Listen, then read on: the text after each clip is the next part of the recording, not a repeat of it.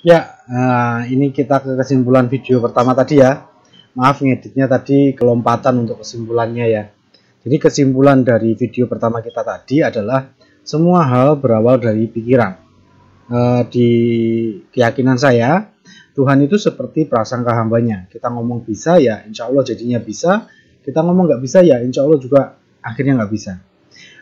Yang selalu saya ingat adalah Tuhan selalu memberikan kekuatan kepada kita kalau kita memang mau melakukannya, mau mengubahnya. Nah, tinggal kitanya aja dalam proses digitalisasi bisnis ini, kita yakin nggak kita bisa? Kalau keyakinan itu masih belum bulat dan belum 100% yakin bahwa Tuhan itu seperti prasangka hambanya, kita ngomong bisa, insya Allah kejadian bisa juga. Perlu Bapak Ibu ulangi lagi video saya tadi yang pertama tadi ya. Jadi yang pertama itu semua hal di dunia ini diciptakan dua kali. Satu di alam pikiran, baru dua di alam nyata. Coba Bapak Ibu ingat lagi deh.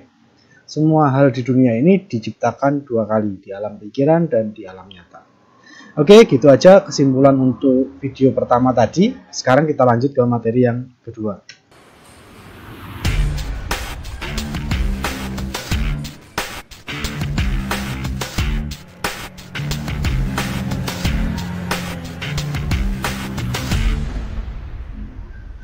Nah, di materi video yang kedua ini, sebagai UMKM yang ingin mendigitalisasi bisnisnya, kita harus tetap tenang, apapun yang terjadi.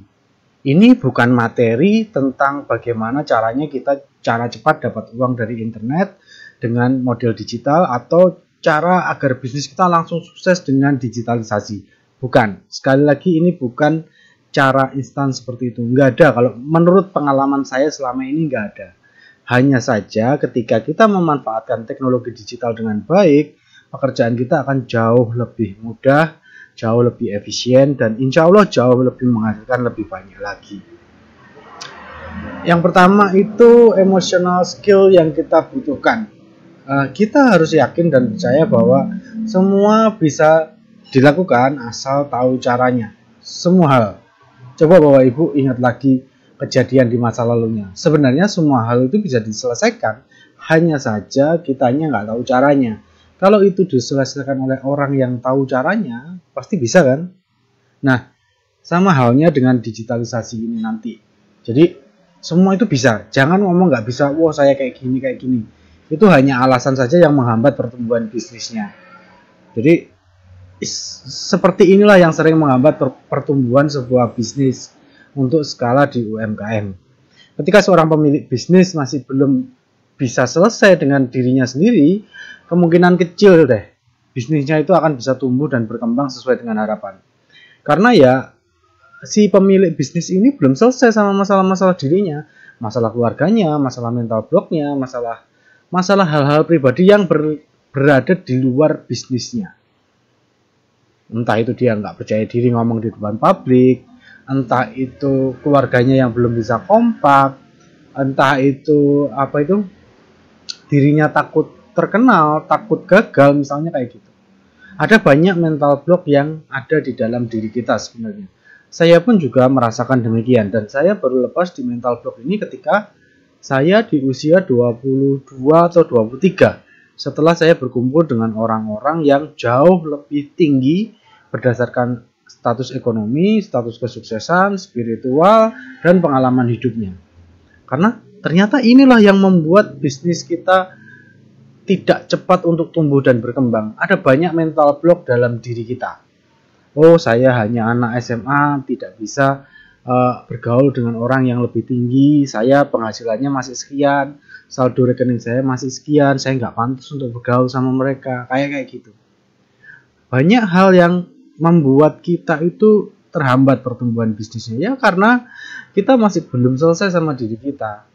Nah itu selesaiin dulu deh, buat checklist mental blocknya. Apa saja pemikiran-pemikiran apa saja yang ada di dalam dirinya yang selama ini menghambat pertumbuhan untuk bisnisnya atau menghambat laju pertumbuhan dirinya Bapak Ibu. Pasti ada dan semua orang punya. Nah kalau kita nggak selesaikan sekarang, kapan lagi? Nanti Bapak Ibu bisa tulis buat checklistnya, nanti cari penyelesaiannya masing-masing. Lalu emotional skill yang kedua adalah banyak mendengar dan melakukan. Selama ini banyak orang itu bicara saja, orang ngomong saja. Ketika ada peluang bagus, orang ngomong alasan ini itu. Ketika ada hal yang harus dilakukan, dia akan beralasan lagi, oh saya nggak bisa, oh kalau kayak gini terlalu sulit, oh ini terlalu jelek menurut saya. Padahal yang dilakukan selama ini tuh nggak menghasilkan. Tapi begitu ada orang lain yang mau bantu, ngasih saran, justru dijawab lagi, dibantah lagi. Nggak menjadi orang yang menyenangkan dan mudah dibantu orang lain. Padahal kalau kita pengen sukses di digitalisasi bisnis kita harus membuat bisnis kita itu mudah dibantu orang lain. Nah, caranya gimana agar bisnis kita mudah dibantu oleh orang lain? Ya, kitanya sebagai sosok pribadi yang akan dikenal orang harus menampilkan sosok yang mudah dibantu orang lain, yang ramah, yang dapat menerima pendapat, kemudian melakukan, kemudian berkomunikasi secara aktif kepada orang-orang yang memberi saran tersebut. Karena ketika kita melakukan hal yang disarankan oleh orang tersebut, bagaimana perasaan mereka? Happy kan? Tidak menutup kemungkinan mereka akan jadi mitra bisnis kita di masa depan. Jadi sebenarnya banyak orang yang punya lebih banyak uang, jaringan, koneksi, dan database yang sebenarnya ingin membantu bisnisnya Bapak Ibu. Hanya saja seringkali, nggak selalu, nggak ada yang 100% pasti. Seringkali ego pemilik bisnis yang membuatnya jadi terhambat untuk membantu diri kita sendiri sebagai pemilik bisnis untuk mendapatkan bantuan dari orang lain, karena kita tidak menjadi orang yang menyenangkan bagi orang lain. Kita sibuk melakukan pembenaran, ngomong tentang kesuksesan kita di masa lalu. Ya itu memang kamu benar sukses di masa lalu, tapi sekarang kenyataannya seperti apa? Mungkin dunia sudah berubah, dan menurut saya dunia memang sudah berubah. Kalau kita nggak segera melakukan perubahan, kita tertinggal banyak langkah oleh zamannya sekarang.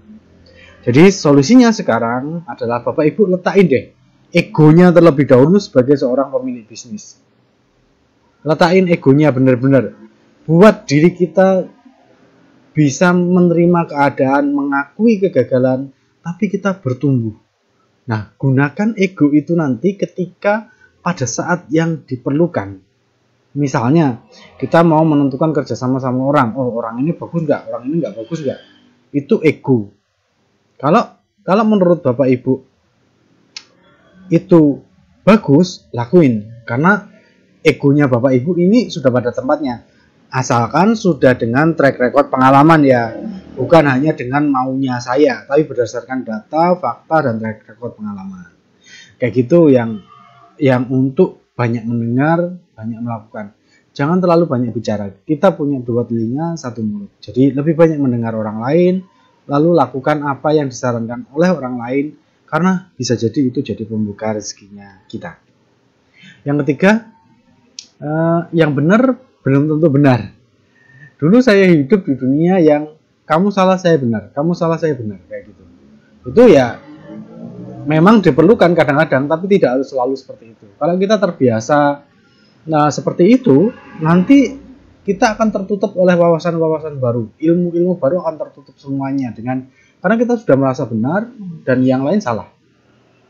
Nah, sekarang saya sadar itu cara berpikir yang salah, pengendalian emosi yang salah. Jadi semua itu mungkin kalau saat ini. Semua punya kemungkinan, nggak ada yang 100% itu nggak ada. Jadi benar itu benar menurut siapa? Kita harus benar-benar memperhatikan itu. Sebagian besar pelaku UMKM dapat menjalankan bisnisnya masih sering mengedepankan idealisme di semua waktu dan divisi. Jadi sederhananya saya contohnya saya aja. Saya menjalankan bisnis itu dengan idealisme saya di semua waktu dan divisi. Jadi saya maunya kayak gini. Dan selama 24 jam seperti itu. Jadi semua tim harus ngikut saya. Nah, gimana mau berkembang bisnisnya kan?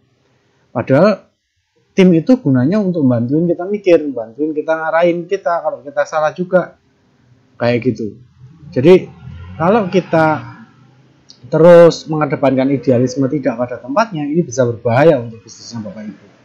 Apalagi di digitalisasi ini. Jadi yang pertama kita harus yang kita lakukan, yang kita omongin harus dengan data dan analisa terlebih dahulu. Baru kita bahas sama tim. Bukan sebagai aktualisasi diri. Misalkan kita punya bisnis. Nah, bisnis kita punya produk. Nah, produk ini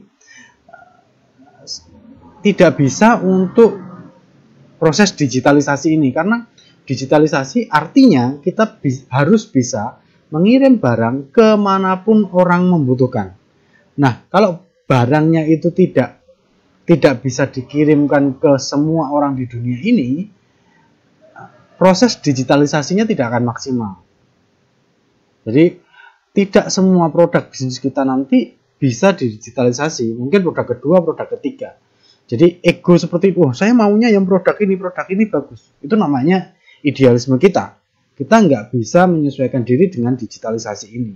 Nah, itu berbahaya untuk bisnis dan nggak baik untuk perkembangan bisnisnya, apalagi di proses digitalisasi ini. Selalu gunakan data dan analisa sekaligus fakta di lapangan sebagai tolak ukur kita. Itu bahan dasar untuk proses digitalisasi ini. Ketika kita masih mengedepankan idealisme, ego, nggak akan bisa besar bisnis kita. Ya mungkin hanya sekedar posting dan dikenal orang. Bukan tumbuh sebagai bisnis yang sehat. Karena digitalisasi ini pergerakannya akan sangat cepat dan dinamis. Kita harus bisa menyesuaikan diri dengan perubahan dinamika tersebut. Kesimpulannya, video yang kedua ini, bisnis itu adalah seni tentang mengendalikan diri. Jadi Bapak Ibu, kenapa di awal saya jelasin tentang pola pikir, mindset, dan kecerdasan emosional seperti ini? Karena bisnis itu sebenarnya adalah seni mengendalikan diri. Di saat kita bisa melakukan, kita harus bisa menahan diri kita untuk tidak melakukannya berdasarkan data, analisa, dan fakta di lapangan. Kayak gitu ya. Jadi kalau kita pengen digitalisasi, mental dan emosionalnya dipersiapkan dulu. Ulangi lagi video ini jika Bapak Ibu ada beberapa hal yang belum jelas. Kita habis ini lanjut ke yang video ketiga ya.